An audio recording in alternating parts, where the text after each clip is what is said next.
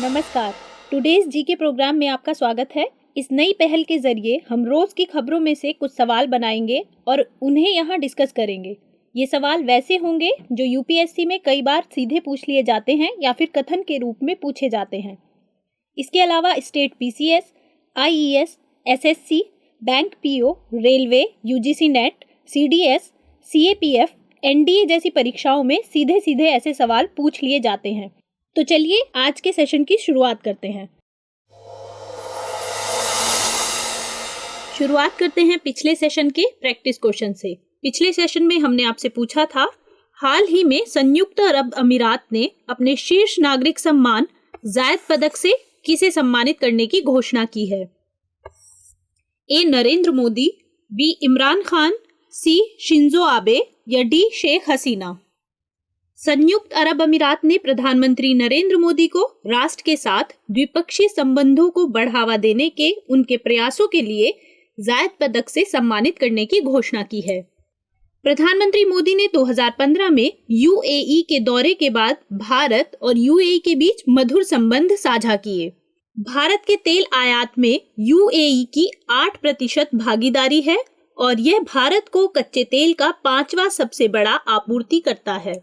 यह अंतर्राष्ट्रीय सौर गठबंधन ISA का भी हिस्सा है, जिसका मुख्यालय भारत के गुरुग्राम में है। 2017 में भारत यूएई व्यापार लगभग 50 बिलियन अमेरिकी डॉलर का था, जो भारत को संयुक्त अरब अमीरात का दूसरा सबसे बड़ा व्यापारिक भागीदार बनाता है, जबकि यूएई चीन और अमेरिका के बाद भारत का तीसरा सबसे बड़ा व्यापारिक साझेदार है। तो पिछले सेशन के प्रैक्टिस क्वेश्चन का सही आंसर है ऑप्शन ए, नरेंद्र मोदी। बात करते हैं आज के पहले सवाल की। Nepal Bharat franchise investment expo and conclave का आयोजन कहाँ किया जाएगा? ए नई दिल्ली, बी जनकपुर, सी पटना या D Kathmandu. Nepal Bharat franchise investment expo and conclave 15 और 16 मई को काठमांडू में आयोजित किया जाएगा। यह आयोजन मुख्य रूप से उद्यमिता विकास के जरिए भारत और नेपाल के बीच संबंधों के निर्माण पर केंद्रित है। कॉन्क्लेव का आयोजन federation of Nepali chambers of commerce and industry द्वारा एम्बेसी ऑफ इंडिया और फ्रेंचाइज इंडिया के सहयोग से किया जाएगा।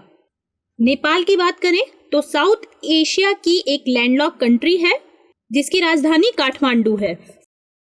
यहाँ की करेंसी नेपालीज रूपी है और यहाँ के प्राइम मिनिस्टर का नाम केपी शर्मा ओली है। तो पहले सवाल का सही उत्तर है ऑप्शन डी, काठमांडू। सवाल नंबर 2, फीफा द्वारा जारी वर्ल्ड रैंकिंग में भारतीय पुरुष टीम की रैंक क्या है? ए 100, बी 101, सी 103 या डी 99। हाल ही में फीफा ने विश्व की फुटबॉल टीम्स की वर्ल्ड रैंकिंग जारी की है।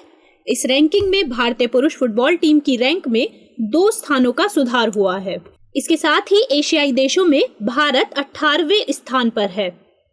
इस सूची में पहला स्थान बेल्जियम को, दूसरा फ्रांस और तीसरा ब्राजील को मिला है। इसके साथ ही 2 स्थानों के सुधार के साथ भारत का विश्व में 101 स्थान हो गया है। तो दूसरे सवाल का सही उत्तर है option B, 101। Question number 3, BSE और इंडिया आईएनएक्स किस स्टॉक एक्सचेंज के साथ समझौता ज्ञापन पर हस्ताक्षर कर पहले भारतीय एक्सचेंज बन गए हैं? Option A Moscow, B London, C Japan या डी हांगकांग। बीएसई यानी बॉम्बे स्टॉक एक्सचेंज और इंडिया इंटरनेशनल एक्सचेंज यानी आईएनएक्स ने मॉस्को एक्सचेंज के साथ एक समझौता ज्ञापन पर हस्ताक्षर किए हैं। बीएसई और भारत आईएनएक्स मॉस्को एक्सचेंज के साथ समझौता ज्ञापन में प्रवेश करने वाले पहले भारतीय एक्सचेंज बन गए हैं। तो तीसरे सवाल का सही उत्तर है option A, Moscow. Question number 4, international mine awareness day कब मनाया जाता है? ए 5 जून, बी 22 अप्रैल, सी 4 अप्रैल या डी 31 मई। 4 अप्रैल को इंटरनेशनल माइन अवेयरनेस डे मनाया गया। इस साल इंटरनेशनल माइन अवेयरनेस डे की थीम थी United nation promotes SDG safe ground safe home. आपको बता दें कि 2005 में यूनाइटेड नेशन ने हर साल 4 अप्रैल को इंटरनेशनल माइन अवेयरनेस डे के रूप में मनाने की घोषणा की थी। अब एक नजर ऑप्शंस पर डाल लेते हैं। 5 जून को विश्व पर्यावरण दिवस मनाया जाता है। इस साल पर्यावरण दिवस से संबंधित इवेंट्स को चीन होस्ट करेगा और इसकी थीम वायु प्रदूषण पर आधारित होगी। 22 अप्रैल को पृथ्वी दिवस मनाया जाता है और इस साल की थीम है प्रोटेक्ट फॉर स्पीशीज। 31 मई को तंबाकू निषेध दिवस मनाया जाता है जिसकी थीम है tobacco and lung health. International mine awareness day पूछा है तो इसका सही उत्तर है ऑप्शन सी 4 अप्रैल। क्वेश्चन नंबर 5, LIC के MD के रूप में किसने कार्यभार संभाला है? ए Hemant Bhargava, B MR Kumar, C Vipin आनंद या D TC सुशील कुमार। विपिन आनंद ने भारतीय जीवन बीमा निगम के प्रबंध निदेशक के रूप में कार्यभार संभाला है। आपको बता दें कि LIC के कार्यकारी बोर्ड में 1 अध्यक्ष और 4 प्रबंध निदेशक होते हैं। ऑप्शंस की बात करें तो हेमंत भार्गव को IDBI बैंक ने बीते दिनों गैर कार्यकारी गैर पूर्णकालिक अध्यक्ष नियुक्त किया था। वहीं MR कुमार, इन्हें बीते दिनों भारतीय जीवन बीमा निगम का अध्यक्ष नियुक्त किया गया था। TC सुशील कुमार की बात करें तो पिछले दिनों इन्हें भी LIC का प्रबंध निदेशक नियुक्त करने की घोषणा हुई थी, लेकिन फिलहाल कार्यभार संभाला है विपिन आनंद ने, तो इसका ऑप्शन सी करेक्ट है। ये सभी ऑप्शंस पिछले सेशंस में कवर किए जा चुके हैं जो आपको रिवीजन में हेल्प करेंगे। Question number 6, Salim Ali centre for ornithology and natural history यानी सेकॉन कहाँ स्थित है? ए कोयम्बटूर, बी श्रीनगर, सी लेह या डी पणजी। तेलंगाना में भारतीय गिद्ध यानी लॉन्ग बिल्ड वल्चर मरे हुए पाए गए। इनमें से एक को आगे की छानबीन के लिए Salim Ali centre for ornithology and natural history यानी सेकॉन में भेजा गया है। सेकॉन तमिलनाडु के कोयम्बटूर में है। यह पक्षी विज्ञान के क्षेत्र में काम करता है। इस केंद्र का नाम भारतीय पक्षी विज्ञान के पिता सलीम अली के नाम पर रखा गया है। बात भारतीय गिद्ध की करें तो इसे IUCN की रेड लिस्ट में क्रिटिकली इंडेंजर्ड श्रेणी में रखा गया है। इनकी संख्या में लगातार कमी आ रही है। पशुओं को दी जाने वाली दर्द निवारक डिक्लोफिनेक के कारण इनकी मौत हो रही है। एक बार ऑप्शंस पे नजर डालें तो श्रीनगर में सलीम अली के नाम पर सलीम अली राष्ट्रीय पार्क स्थित है। वहीं गोवा में सलीम अली पक्षी अभयारण्य है। तो इस सवाल का सही उत्तर है ऑप्शन ए कोयम्बटूर। क्वेश्चन नंबर 7, भारत और इटली के बीच 7वें विदेश कार्यालय परामर्श का आयोजन कहाँ किया गया? ए मुंबई, बी चेन्नई, सी नई दिल्ली या डी हैदराबाद। भारत और इटली के बीच 7वां विदेश कार्यालय परामर्श नई दिल्ली में आयोजित किया गया। भारतीय पक्ष का नेतृत्व विदेश मंत्रालय के सचिव ए गीतेश शर्मा ने किया। वहीं इटली पक्ष का नेतृत्व इटली के विदेश मंत्रालय के वैश्विक मामलों के महानिदेशक लुका सबाटुकी ने किया। बात करें इटली की तो यह एक यूरोपीय देश है जो फ्रांस, स्विट्जरलैंड, ऑस्ट्रिया और स्लोवेनिया के साथ अपनी सीमा साझा करता है। इसके पश्चिम में टेरेनियन सागर और पूर्व में एड्रियाटिक सागर है, जबकि दक्षिण में भूमध्य सागर स्थित है। इटली की राजधानी रोम है। 7वें प्रश्न का सही उत्तर है ऑप्शन सी नई दिल्ली। क्वेश्चन नंबर 8, महर्षि बादरायण व्यास सम्मान जिन भाषाओं के क्षेत्र में काम करने के लिए दिया जाता है उनमें निम्नलिखित में से कौन सी भाषा शामिल नहीं है? ए संस्कृत, बी कन्नड़, सी तेलुगु या डी हिंदी। अभी हाल ही में प्रेसिडेंट सर्टिफिकेट ऑफ ऑनर और महर्षि बादरायण व्यास सम्मान दिए गए। President certificate of honour Sanskrit, Pali, Prakrit, Arabic, Persian, classical Odia, classical Kannada, classical Telugu और क्लासिकल मलयालम भाषाओं के विद्वानों को दिया जाता है। महर्षि बादरायण व्यास सम्मान इन्हीं भाषाओं के युवा स्कॉलर्स को दिया जाता है। इसमें संस्कृत, कन्नड़, तेलुगु, मलयालम और उड़िया शास्त्रीय भाषाएं शामिल हैं। अब बात करते हैं शास्त्रीय भाषाओं की। तो शास्त्रीय भाषाओं का दर्जा कुछ निर्धारित पैमानों के आधार पर दिया जाता है। वर्तमान में शास्त्रीय भाषाओं की श्रेणी में 6 भाषाएं शामिल हैं। ये भाषाएं हैं संस्कृत, तमिल, कन्नड़, तेलुगु, मलयालम और उड़िया। तो 8वें सवाल का सही उत्तर है option D, Hindi. Question number 9, IL&FS के MD के रूप में किसे नियुक्त किया गया है? A CS Rajan, B Vineet Nayar, C Harishankaran या D Vijay Kumar. Infrastructure leasing and financial services limited यानी IL&FS एक भारतीय बुनियादी ढांचा विकास और वित्त कंपनी है। यह कंपनी पेमेंट डिफॉल्ट के कारण 2018 में विवादों में रही थी।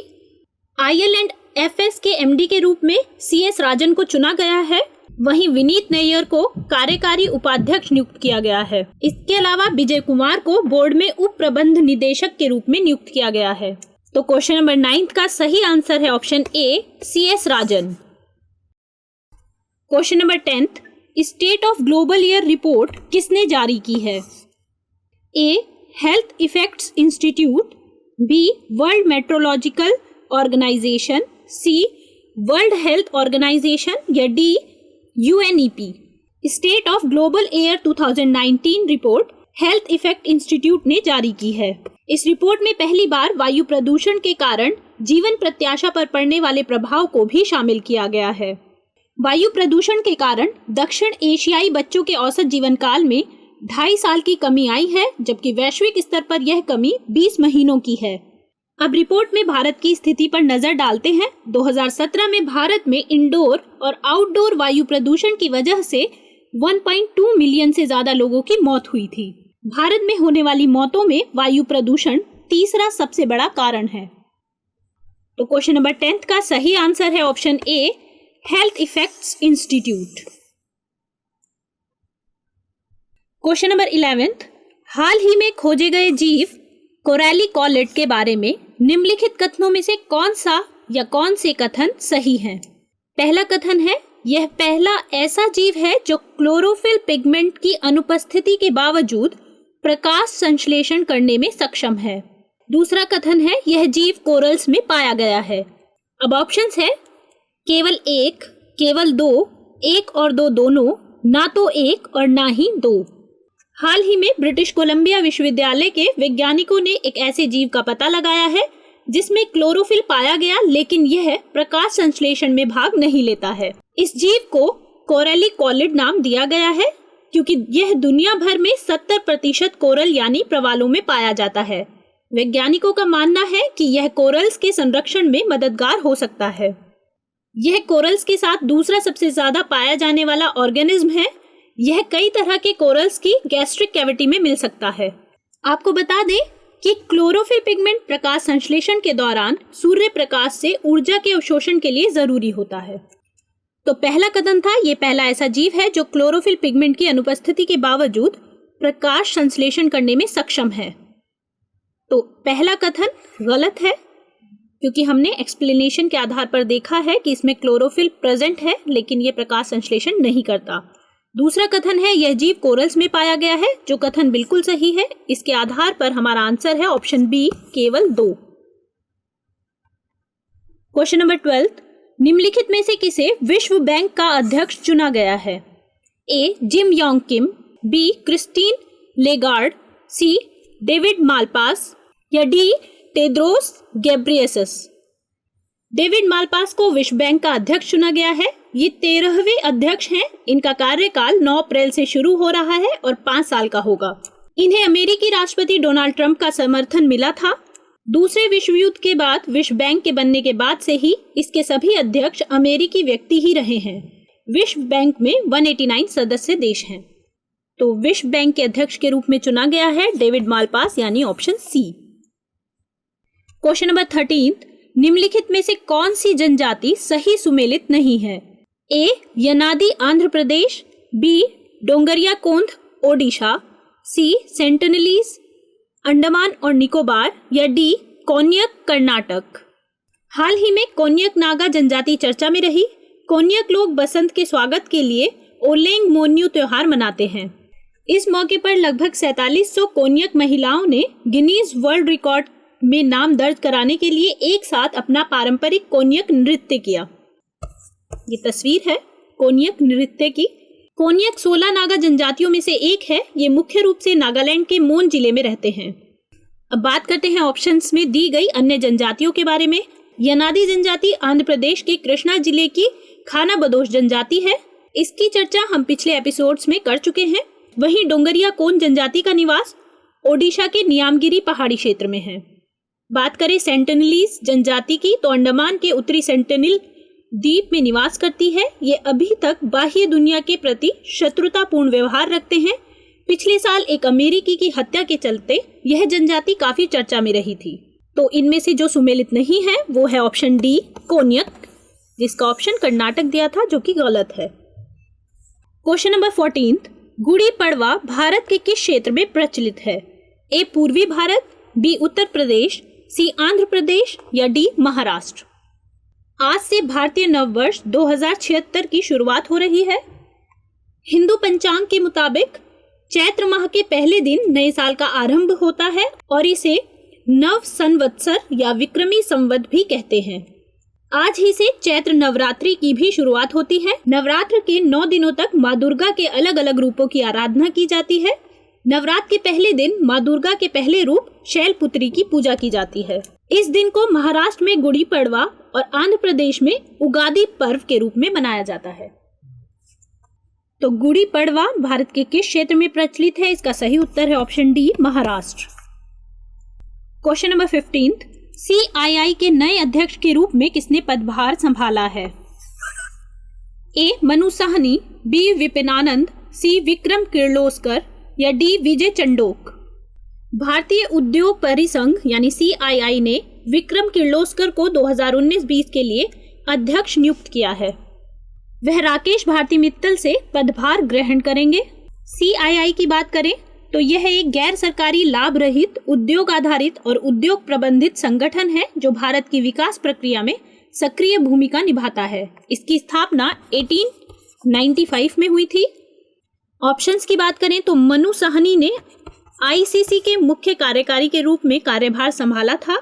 वहीं विपिन आनंद इन्हें LIC के प्रबंध निदेशक के रूप में चुना गया है और विजय चंडोक इन्हें ICICI सिक्योरिटीज के MD और CEO के रूप में बीते दिनों नियुक्त किया गया था। ये सभी ऑप्शंस हम पिछले सेशन में कवर कर चुके हैं। इसका सही उत्तर है option C Vikram Kirloskar. Question number 16, Bharat का पहला कार्बन पॉजिटिव सेटलमेंट टैग पाने वाला राज्य कौन सा है? ए त्रिपुरा, बी केरल, सी मणिपुर या डी उत्तराखंड। मणिपुर के इम्फाल में स्थित फेंग गांव भारत का पहला कार्बन पॉजिटिव टैग पाने वाला गांव बन गया है। किसी जगह को कार्बन पॉजिटिव टैग तब दिया जाता है जब उस स्थान की गतिविधियां नेट जीरो कार्बन इमिशन से भी परे होती हैं, जो वायुमंडल से अतिरिक्त कार्बन डाइऑक्साइड को निकालकर ग्रीन हाउस गैसों के संचयन को धीमा करता है और जलवायु परिवर्तन के प्रभाव को कम करता है। फेंग गांव अनुसूचित जाति से जुड़े चकपा समुदाय का गांव है। फेंग पहला भारतीय गांव है जिसे कार्बन पॉजिटिव मॉडल पर विकसित किया गया है। बात करें मणिपुर की, तो मणिपुर की राजधानी इम्फाल है। यहाँ के chief minister N Biren Singh हैं और गवर्नर डॉक्टर नजमा हेपतुल्ला हैं। यह पूर्व में म्यांमार यानी बर्मा, उत्तर में नागालैंड, पश्चिम में असम और दक्षिण में मिजोरम और म्यांमार से घिरा हुआ है।